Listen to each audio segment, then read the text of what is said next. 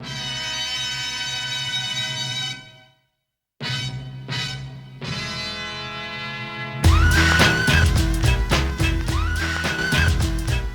to Clearing the Bases. My name is Anthony Sosa, and with me, as always, is Will Felton. So, what's new? How about a little history, Will? A little bit on Tuesday. Crazy. The first time ever in MLB history that all 15 home teams won. And it's not the first time all home teams have won in a day, but first time all 15. Kind of cool thing to happen. Kind of cool. I'm surprised that hasn't happened before. Right. You know? Yeah, you'd think it would. Everybody plays on a lot of different days, and all home teams won, so it's pretty cool. Yeah, it's a remarkable record. And one of the teams that won is the Toronto Blue Jays, who have now won 10 games in a row. They haven't lost since they got Troy Tulowitzki in their lineup. They did lose one day when he had an off day, but that's pretty incredible. That's pretty crazy. The Blue Jays are making a big splash in that AL East, like a lot of people predicted, including us. Yeah. And so they're living up to their expectations and even exceeding expectations. And they've cut that lead for the Yankees in the AL East to only a half a game. So that's pretty good. Without a doubt. And it has to bring up the topic. If you're a Yankees fan, are you scared right now? I'm a little worried, especially because if they end up in the wild card game, it's going to be a tough matchup between either like the Angels or the Astros. So I'd be a little worried if I was a Yankees fan. Definitely. And what pitching do the Yankees really have that, compares to most teams that are fighting for a playoff spot right now? I guess they have Tanaka, but he doesn't match up against like Kai Cole or Garrett Richards or David Price, but he kind of is on a lower level than them, so I don't like the Yankees' chances right now. Yeah, Tanaka struggled all year, so I don't even know if you consider him a real ace right now. Before he got hurt, yeah, but right now, I'm not sure. And speaking of another team that's kind of been up and down to start this month, the Washington Nationals. If you're a Nationals fan, are you more worried than like a Yankees fan is right now with how the Mets are playing? I wouldn't be as worried as if I'm a Yankees fan, because I think the Nats still would have a good chance in the wild card game with that pitching staff, and it's not too late for them to come back. I know the Mets are rolling right now, but the Nationals, if that pitching staff gets hot, and their lineup can catch fire anytime with Bryce Harper, and I think they could still win the division. And even if they're in the wild card game, I still think they have a good chance. So I wouldn't be too worried if I was a Nats fan. Definitely. And if you look at it from a standpoint of each division, where you go the Yankees division and the Nats division, it's the complete opposite. The Nats and Mets have arguably the two best rotations in baseball.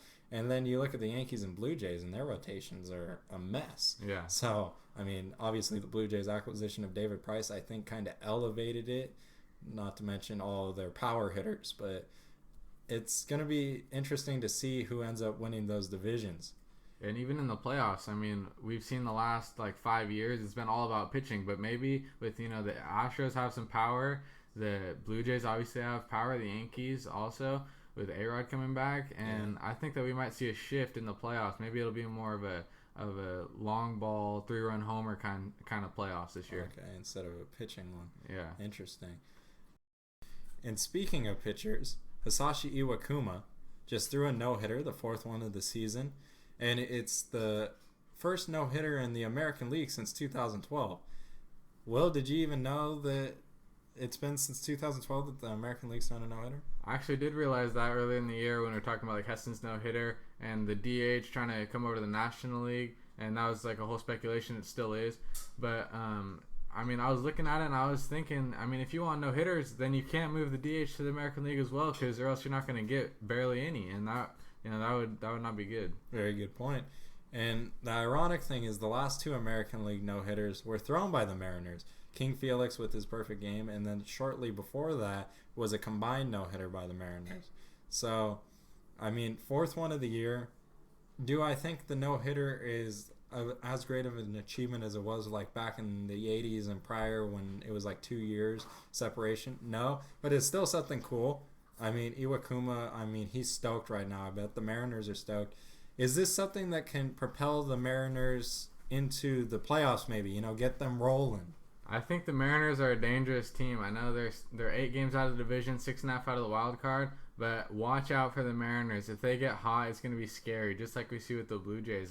With Cruz is on fire right now, hitting home runs every single day with a 20-plus game hitting streak, And if Cano and Seager find their stroke, and then you got Felix and Iwakuma and Paxton coming back as their pitching staff, I mean, watch out for those Mariners. They could be that sneaky hot team that just climbs in there at the very end and shocks the world. It's true. Right now, the biggest surprise from them is their pitching. It's really let them down. I mean, King Felix hasn't even looked like King Felix. And then, like Iwakuma, this is his first good start, really, in a while. And like you said, Paxton on the DL. That was supposed to be the strong point of the Mariners.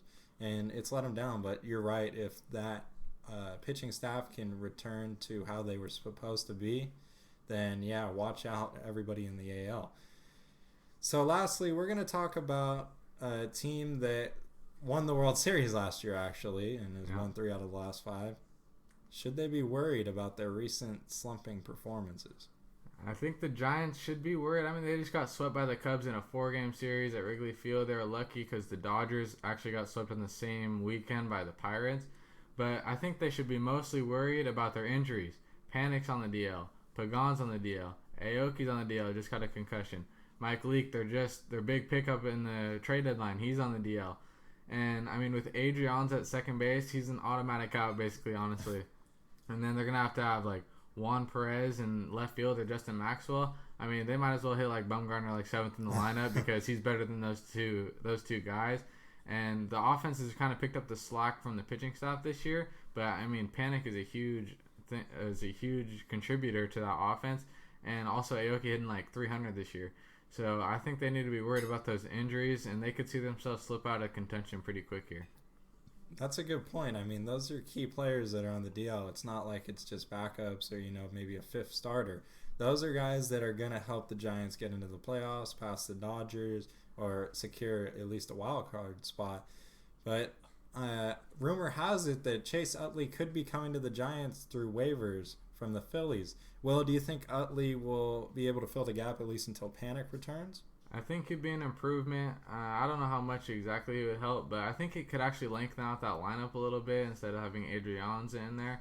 So I think it could help. I think it would be a pretty smart move, especially seeing how long Panic might be out for.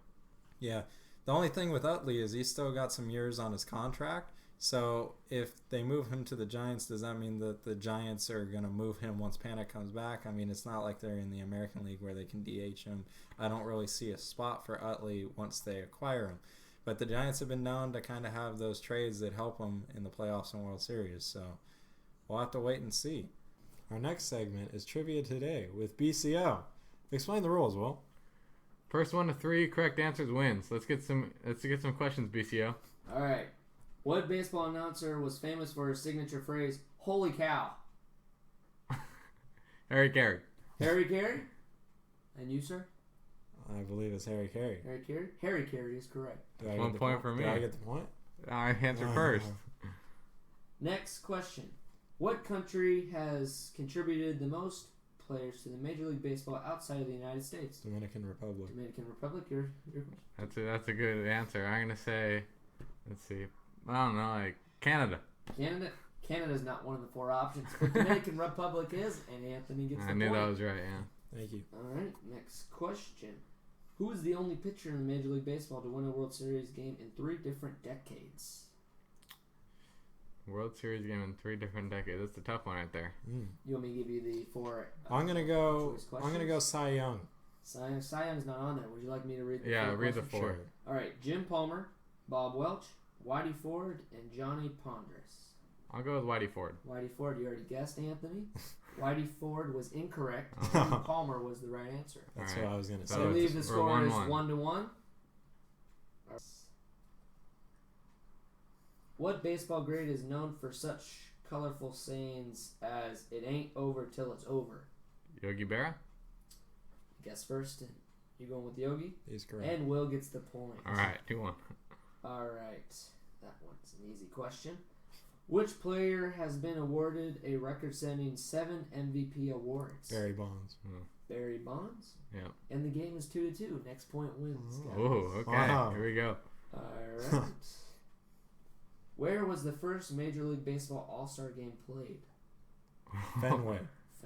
Oh. Fenway, your answer? I don't know. I'll say. Wait, what are the? Can I get the options, please? No, you can't because he already guessed. All right. I don't know, like Wrigley Field or something. Wrigley Field. All right, so Fenway wasn't on there, but Wrigley is the right answer. Let's So go. Let's go. All right. That's the first edition of Trivia Today. Will wins. All right. There we go. 1-0. All right, and that concludes Clearing the Bases. We'd like to thank you for watching. This year getting called down to AAA and everything. And yeah, and I think they need an ace in order to do what they did last year. Dude, what are you saying starting fights, dude? So for our July... Voice just cracked. I Got him. know. I'll say the Pirates definitely. They have a 4-game lead right now. And I'm also going to go with the... yeah, I totally forgot what I was going to go with. Who's I going to go with? I was trying to think hella hard.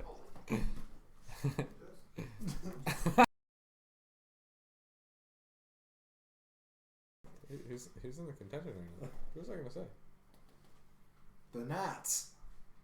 No. Yeah. Oh, I did.